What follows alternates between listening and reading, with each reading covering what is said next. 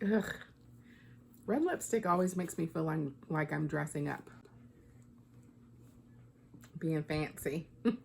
Being fancy to tell you all about The Vanishing Half by Brett Bennett.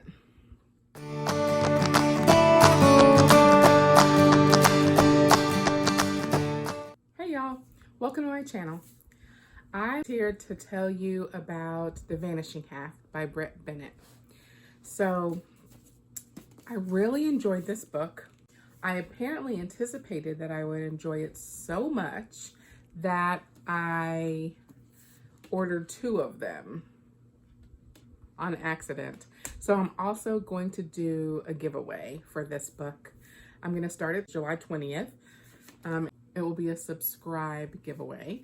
So I'll post on all my social medias about coming to this channel and hitting subscribe to be entered in to win a copy of the book. I may just give away both of them. But I don't know if people usually give away the one they've already read. Is that like re-gifting? Maybe that's totally fine. So don't forget to hit subscribe. The book primarily centers around 2 girls, Stella and Desiree. They're twins, and they've grown up in this town where everyone is really focused on everybody being light-skinned. So everybody's black, but they really value marrying someone who's also light-skinned, staying out of the sun, all those kinds of things that light-skinned people might hear as they're growing up. You know, don't eat chocolate late, you know, those kinds of things. And they are in school. Desiree is the energetic, adventure-seeking twin, and Stella is the practical, school-minded twin.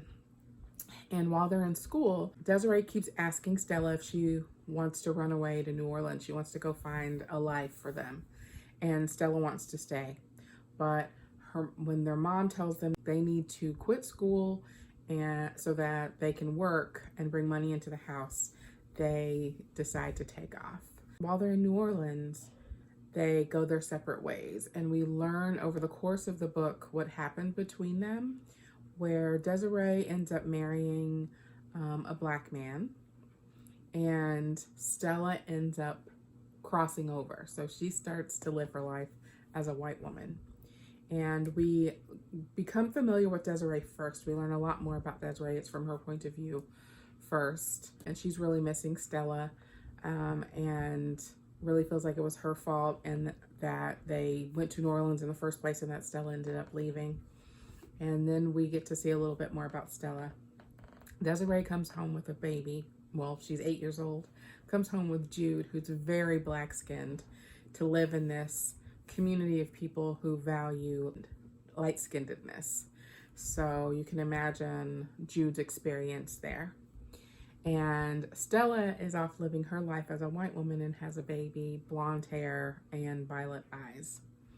So the book is really about these 4 women and 2 different generations, plus the matriarch of the family, Adele, who is the twins' mother. It's also a little bit about small town living, and there's a man that Desiree meets when she's young who shows up again later. So I don't want to tell you too much about that or too much about some of the struggles that they all have together. There's also a bit of transgender representation, which was interesting to see in the book because I wasn't anticipating that. And it's a really good story about mothering and relationships in general and the things that we do to find ourselves versus create the kinds of lives we want to live. So hopefully you are interested in the book and want to hit subscribe to my channel so that you have a chance to win my extra copy.